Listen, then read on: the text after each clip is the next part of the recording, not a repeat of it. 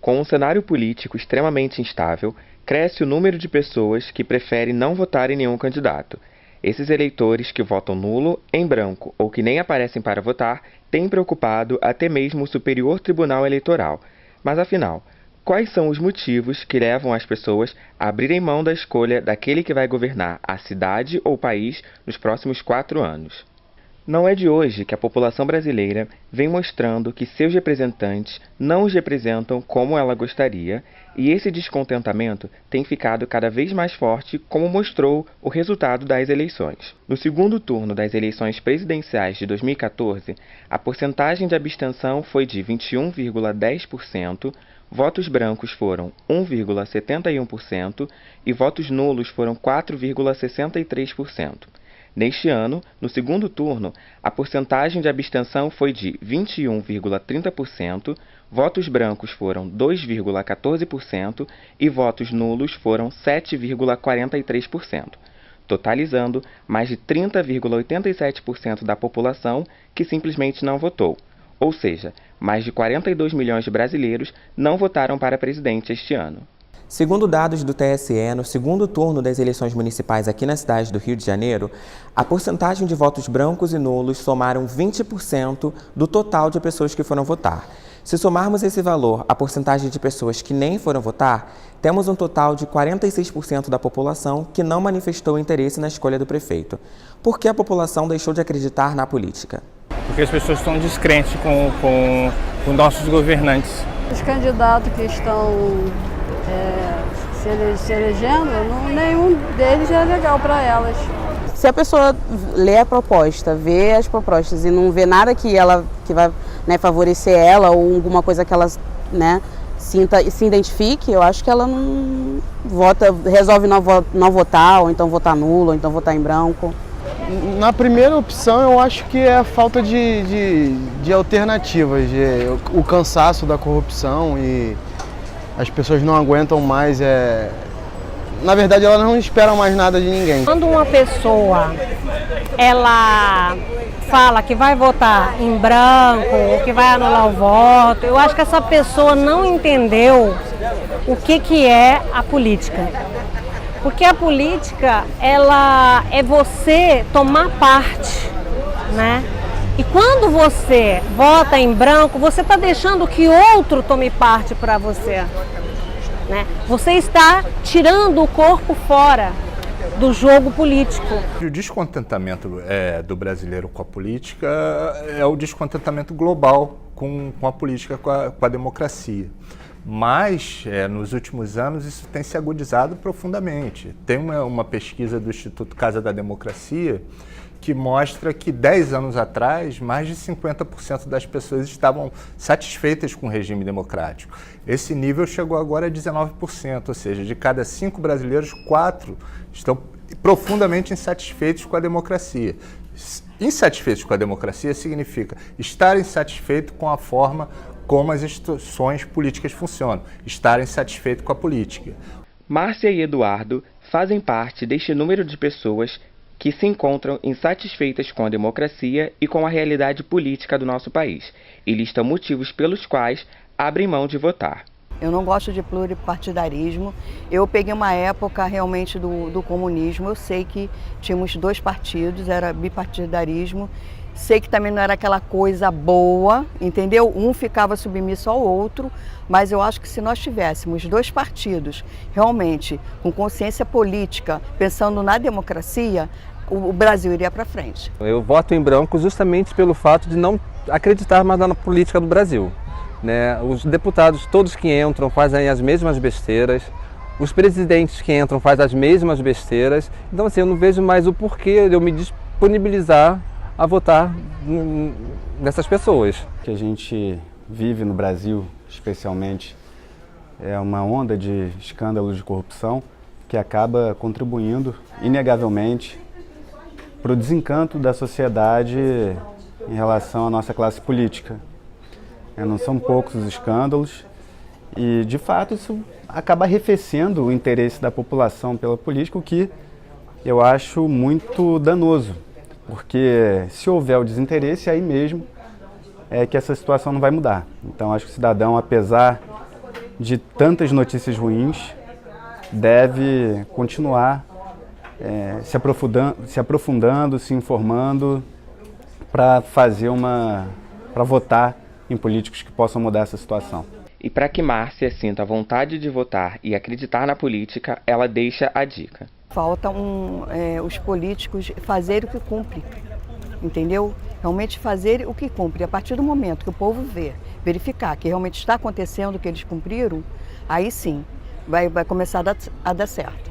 E a mídia pode acompanhar se os políticos estão realmente cumprindo com as promessas feitas durante a campanha para que os eleitores possam cobrar. É papel primordial, papel essencial e o papel fundador da imprensa perturbar os poderosos, né? Independente do partido que for, a função é fiscalizar e estar do lado do eleitor e mostrar aquilo que se vê como um erro, como uma falha, como um equívoco dos mandatários. Tem que manter esse papel. Se os políticos não estiverem satisfeitos com isso, é sinal de que o jornal está fazendo um bom papel. Tanta insatisfação com a política preocupou até o TSE, e o órgão criou uma campanha contra os votos brancos e nulos e as abstenções. Na campanha, o eleitor é informado que, se você não toma as decisões, alguém vai tomar por você. Quando você deixa de votar, são os outros que acabam escolhendo por você. Nessas eleições, encontre o candidato que melhor representa suas ideias, porque votar é decidir você mesmo o que é melhor para o futuro. E até um famoso restaurante de comida fast food entrou na campanha com o intuito de fazer as pessoas se conscientizarem sobre a importância de votar.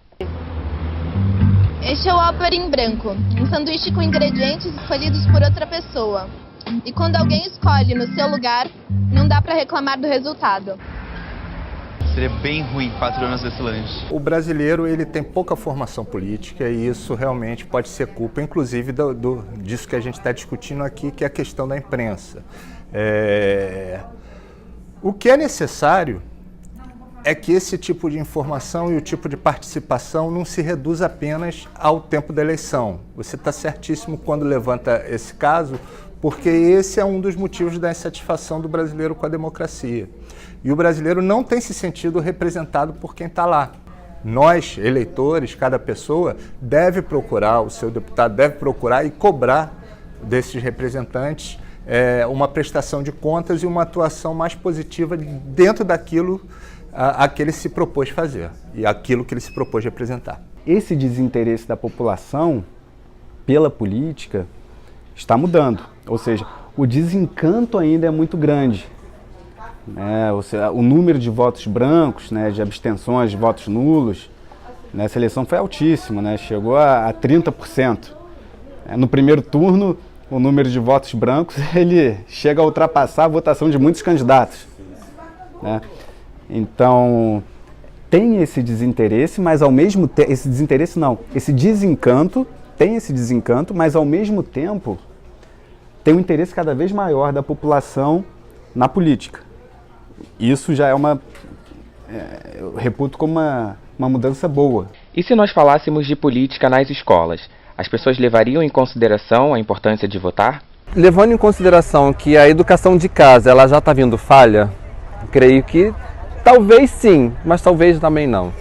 Porque eu acho que também parte um pouco da educação dos pais, porque a visão dos pais reflete muito nos filhos. Então acho que é importante você discutir esse papel da política, a importância de se conscientizar, tendo muito cuidado para que isso não reflita num desejo individual do professor de beneficiar político A, B ou C. Mas sem dúvida nenhuma, discutir política em sala de aula, como funciona o sistema político, qual o papel de cada representante político, é essencial na formação do cidadão. Eu acho que isso já faz parte do currículo escolar. O que acontece é que a gente tem um problema de qualidade da educação, de qualidade da formação dos professores, mas isso é um currículo transversal, é algo que tem que acontecer em todas as disciplinas e muito especialmente nas disciplinas de humanas, nas disciplinas como geografia, como história. Tudo isso deve deve ser discutido e faz parte do currículo. O que precisa mesmo são professores dispostos a conversar, a dialogar com os alunos, a estarem abertos para esse tipo de discussão sobre a sociedade. E é necessário também que não floresçam tentativas de cercear esse tipo de discussão na escola, porque esse tipo de tentativa acontece, como são os projetos baseados na história da escola sem partido, que é no final querer cercear uma discussão democrática dentro da sala de aula, e a sala de aula, as escolas são os espaços por excelência desse tipo de discussão democrática. E em épocas de internet e redes sociais, as fake news também foram protagonistas nessas eleições. Em uma sociedade que está o tempo todo conectada, a velocidade com que as fake news se propagam podem ser prejudiciais. Você recebeu alguma fake news nessas eleições? Eu recebi. Sim. Muitas. Qual foi a mais sem noção, a mais pesada assim que você recebeu? Uma coisa que sempre veio, por exemplo, é colocar tudo que foi dito no Twitter, na conta do Twitter do Jair Bolsonaro, como se fosse uma verdade imparcial. Então esse tipo de fake news eu recebia bastante. A mais esdrúxula de todas, que na verdade eu nem considerei fake news, eu achei que mesmo que era uma brincadeira, depois que eu entendi que as pessoas estavam achando que era fake news, que era uma mamadeira que fazia parte do kit gay. Aí tipo, eu não acreditei, né? Quando eu vi, já não acreditei mesmo, só que eu achei que era uma brincadeira. E acho que até deve ter começado como uma brincadeira. Sim, tá. Como você conseguiu identificar que ela era uma fake news? Eu pesquisei saber. Como meu marido trabalha com tecnologia, está sempre antenado com essas coisas, ele me orientou a gente estar sempre procurando, digitando o site, procurando na fonte original e tal. E na verdade eu acabei optando por não compartilhar nada. Sim. Por não saber o que era. Porque depois eu comecei a não acreditar nem nas fontes de amigos que eu confiava. Sim. Sabe aquilo que você considerava fonte segura? Nem isso. Aí eu não compartilhei nada. Eu preferia deixar lá guardadinho. Eu trabalho com educação e pesquisa, tenho muito contato com pesquisadores de política, de história do UFRJ, de várias instituições que realmente pesquisam essas coisas. Eu acredito um pouco mais nessas pessoas do que uma conta do Twitter, e também eu sou estrangeira, trabalho muito com imprensa de fora. Sim. E uma das coisas que eu faço é comparar várias notícias com vários pontos de vista, inclusive os da mídia internacional. E no meio, geralmente, se encontra uma forma de verdade. Então, é assim que eu faço. Teve algum site específico, alguma rede específica que você confiava para você ter certeza dessas notícias? Não, eu sempre ficava desconfiada, porque na verdade até o que você poderia considerar os sites oficiais, sei lá, G1, UOL, Terra, aí a gente viu que eles estavam meio que fazendo, não sei como chama, acho que é clipe, quando eles pegam e colocam a figura daquele site e a fake news embaixo. Sim, entendi. Entendeu? Então nem isso dava para confiar mais. Sim, entendi. Então na verdade eu não confiei em nada que eu vi. Quão prejudicial pode ser uma fake news? Dependendo, pode sujar a pessoa, né? Manipulação total da população, como a gente pode ver agora do que aconteceu nessa eleição. Eu acho que no Brasil, essencialmente, o problema é a educação, porque uma falta de educação significa uma proporção a ser manipulada maior, e isso inclui a manipulação pelos fake news. Então, acho que é um grande problema. Eu acho que tão prejudicial quanto eleger o Bolsonaro. Saiu uma pesquisa do Instituto Ipsos, saiu essa semana ainda, e o brasileiro é o cidadão do mundo que mais acredita em fake news, né? As fake news se tornaram uma praga retumbante que estão fazendo efeito nessa eleição, né? Então é necessário que cada cidadão crie seu próprio filtro na hora de receber a informação e principalmente na hora de repassar essa informação. E é papel também dos veículos de mídia tradicionais desmascararem esse tipo de informação negativa. Também para combater as fake news, o TSE criou outra campanha alertando as pessoas sobre como identificar uma fake news e orientações sobre informações duvidosas nas redes sociais. Verifique a fonte e procure descobrir se quem divulgou o conteúdo é confiável. Também é importante verificar a data de publicação da notícia. Evite compartilhar correntes e desconfie de textos mal escritos. Mesmo se a notícia for repassada por um conhecido, Fique atento. Reflita sobre os interesses por trás da mensagem que você recebeu. E por fim, na dúvida, não compartilhe. Também surgiram campanhas como o Fato ou Fake e o projeto Comprova, de veículos de jornalismo no Brasil, checando informações e lutando contra a propagação de notícias falsas. A rede social pode ser uma fonte confiável, como também pode ser uma fonte de notícias falsas, né? As chamadas fake news, tão ditas hoje em dia, tão conhecidas. Eu conheço muitas pessoas, até mesmo algumas que não possuem formação em jornalismo, mas que acabam produzindo um material verídico, um conteúdo bacana, se aproveitando das redes sociais. Materiais que contribuem muitas vezes para quem está assistindo, para tomar alguma decisão, seja no viés político ou não. Agora, tem também muito picareta que se aproveita disso, né? Das redes sociais para lançar a mão de uma notícia inverídica, para prejudicar o concorrente ou então para se beneficiar de alguma forma. E aí que entra o cuidado, né? Que quem tem que ter esse cuidado? O leitor, o internauta, aquele que está tendo contato com essa notícia. Embora eu ache também que tem que ter uma fiscalização mais rígida, né? Agora tratando de eleição por parte do Tribunal Superior Eleitoral, né? Para fiscalizar essas fake news, para que elas não ocorram com a abundância que ocorreram nessa eleição, agora especificamente falando de 2018.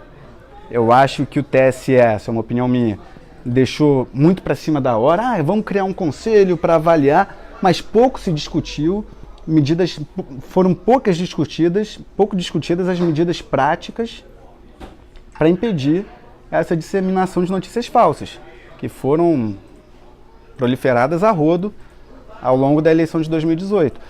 E a mídia está aqui para ajudar a população a acompanhar e fiscalizar a política. O jornalismo brasileiro está trabalhando para ajudar o eleitor a tomar suas decisões políticas. A primeira coisa é a gente manter a transparência e manter a precisão nas informações. A gente não pode ir além daquilo que é a nossa função social. A gente tem que procurar informar com o máximo de profundidade, com o máximo de correção, com o máximo de precisão. Fortalecendo o nosso papel, a gente pode ser fonte de informação mais confiável para a população, e a população pode, a partir do que a gente coloca nas páginas, seja do mundo virtual, ou seja do impresso, ou etc., tomar decisões mais seguras de voto. Conquistado através de muita luta. Um país sem desigualdades e com oportunidades se faz quando todos exercem a sua participação. Se abster do direito do voto é deixar que os outros tomem decisões que podem não ser favoráveis a você. Reflite, converse, pesquise, busque uma alternativa próxima à sua realidade e vote. Precisamos exercer esse ato democrático.